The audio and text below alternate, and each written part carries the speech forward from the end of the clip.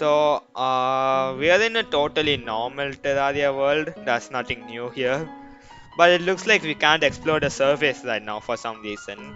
Maybe because it is literally filled with water. So our only option is to go underground. But first, let's start this world by chopping down some trees like usual. Yeah, see, there's nothing wrong here.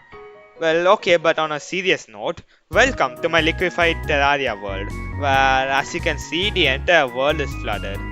This is going to completely change how I play the game, and I hope you stick around to see just how unique this world can get. Anyways, I started mining towards the underground since I can't go anywhere else. Since there's currently no space for slimes to spawn, I can't get any gel to craft torches. Which means there was only one way I found which let me get some light in my mine. And that one way is by breaking the walls behind me as you're seeing right now. Sadly, these dirt walls are really weird and they can only be broken if it's at the edge of the walls. Which basically means I have to start from the top of the mine and break every single wall from there as I make my way down towards the bottom. And now it's night time. And since it's extremely dark, I'm going to apply some editor magic to make the footage visible for you guys. And now it will look much brighter for you guys. But just remember that it's still dark for me, but that's gonna change soon. A slime actually spawned in some hole I made, which meant that I could kill it and finally craft torches. So then I reached the underground. I found a cabin which had Hermes boots and the extractinator, which were both really useful. The Hermes boots are important since they let me run much faster. Right below that was another cabin. This time it had the magic mirror which lets me teleport back to my spawn point. The reason I really like this world is because I can use the interactions between the liquids in different ways. For example, there was a pot inside the pool of honey, so I used the water and the honey to basically build a staircase towards the pot. And then this happened. Anyways, when I finally got to the pot, it only had some silver coins in it. But I think this clip shows one of the many ways I can use these liquids to my advantage. Then I found my first life crystal, and it was next to a submerged cabin which only had shoe spikes. Guess what? Here's another underground cabin I found, but this time there was honey above it. You can see me trying to drain the honey so I can reach the cabin, and it's probably not efficient but it works. Then I finally reached the cabin, and it only had a flare gun, which I would never be using. There was a cabin next to it, and what the hell? There's only 2 items here. Now here's a way I found to get rid of a small portion of liquid that followed me into my mine. Basically, I made some strips to the side and let small amounts of honey flow into the strip before blocking it off. And I kept doing this until all the honey was gone.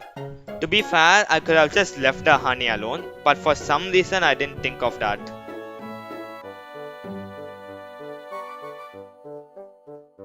Yeah, I just got the dirtiest block while mining, and it is literally one of the rarest blocks in the game. Isn't that cool? Then I finally found a marble cave, which was actually what I was looking for this entire time. This is because hoplites spawn in marble caves, and they have a chance of dropping some pieces of gladiator armor, which I wanted. The gladiator armor gives 16 defense, and it makes me resistant to knockback. Anyway, I managed to kill my first hoplite, but there were many more to be killed.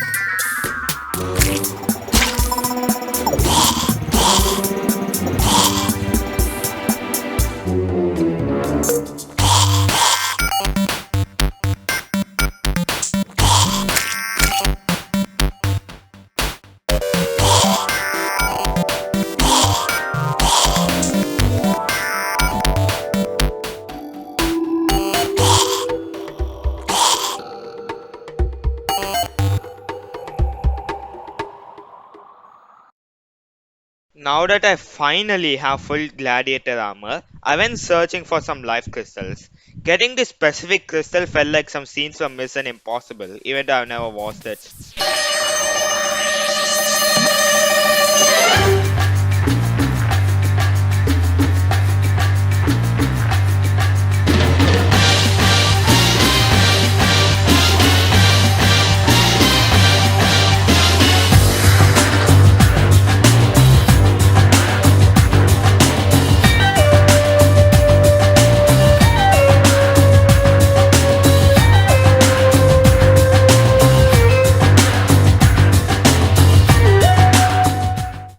After finding some more life crystals, I only needed 2 more to get max health.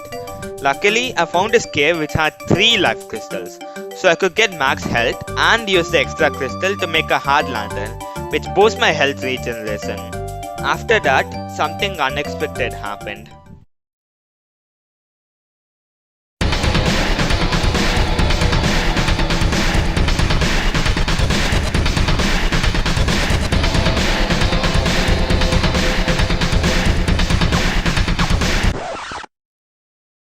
Yeah, the Eye of Cthulhu spawned on its own, and since I was not prepared, I died pretty quickly. Now this is extremely hard to see, but there was a chest under the lava inside this blue circle, and it had a cloud in a bottle which allows me to double jump, which will be pretty useful. Another cool thing about this world is that since there is so much water and lava, I basically had infinite obsidian. This meant that I could keep crafting obsidian skulls until I got whatever modifier I wanted, and the obsidian skull itself came with one defense. I decided to get a warding modifier which gives me 4 extra defense. Next, I wanted to go to space. There was one problem though. There's just too many liquids and blocks in my way to space, so I spent a lot of time trying to clear the way. And here you can see all the different ways I drain these liquids. The first way I found was to simply pick up the lava above me using buckets and then pour it somewhere else, and then repeat this until all the lava was gone. But this took way more time than needed. Then another method was to simply make the water flow on top of shimmer, which repeatedly generated Ethereum blocks as I kept mining them. Now I was able to do the same thing, but this time with lava flowing onto water, which repeatedly created obsidian for me to mine until the lava got drained. Now we can see a super fast time lapse using everything I learned to drain every liquid on my way to the floating island.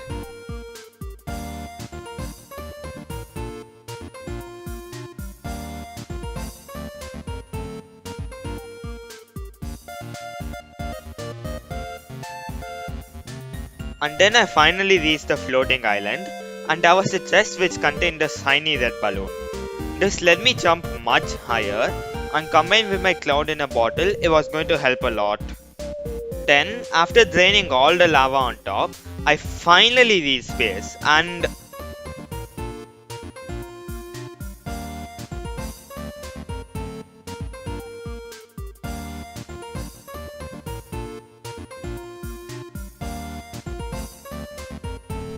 oh no, it looks like my game crashed. Anyways, I built a tunnel thing in space to farm for fallen stars, and then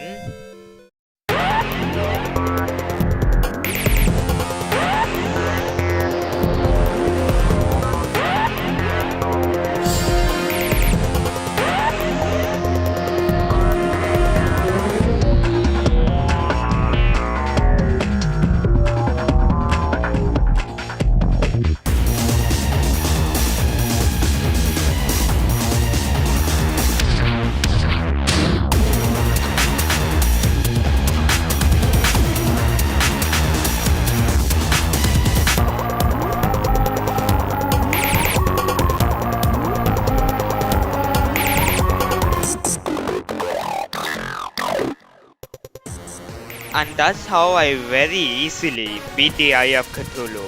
It didn't even take that much effort. Then I opened his treasure bag and I got the Shield of Cthulhu, which is an accessory that lets me dash. Also, if I run into an enemy while dashing, it actually does damage to the enemy instead of me. Then I beat the Eye of Cthulhu again, because why not?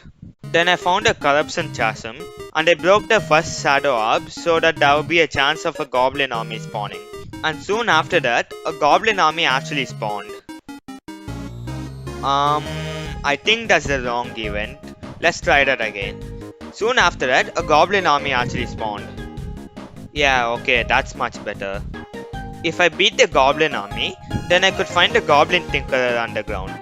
He's really useful because we can reforge our weapons and accessories to get better modifiers, and we can buy the tinkerer's workshop to combine some of our accessories. Anyways, this event is pretty boring, so I'm just going to skip to the end of this event.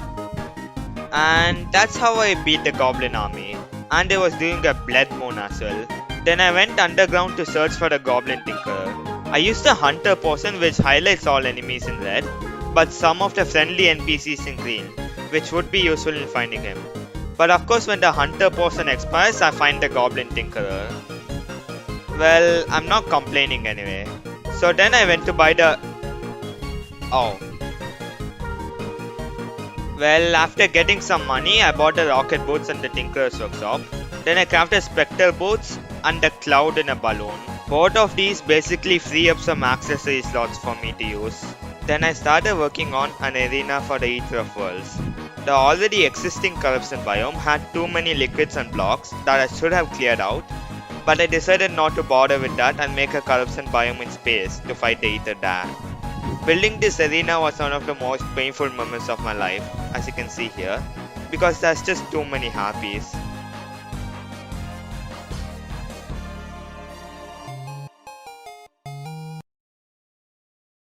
Yeah, like over here there's literally 4 harpies after me, and it's not even the only time there's 4 harpies. And they just have too much health and I can't even beat them properly. Then after finishing the arena, I spawned the Eater of Worlds.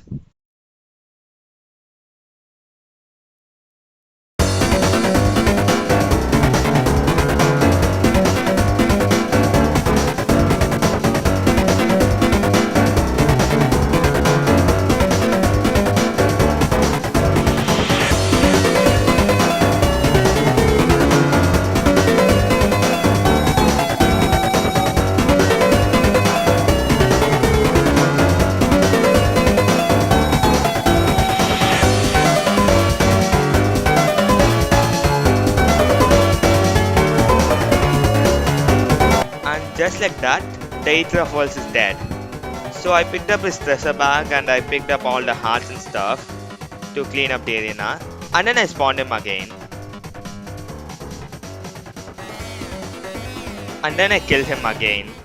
You remember when I said I was farming fallen stars in space? All of that effort was to craft Jester arrows, which I used against the Eater of Worlds, and it was pretty effective. Anyways, I picked up his treasure bag and all the loot that he dropped.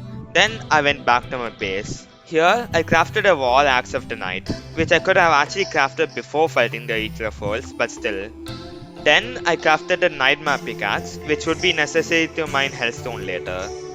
Well, there's of course many more things to be done and many more bosses to be killed, but we're going to stop for now. This video was insanely fun to make, and it was fun messing with the liquid mechanics. If you're still watching, please consider leaving a like and subscribing, because it's literally only 3 clicks but it helps me out so much. Thank you guys for watching and goodbye.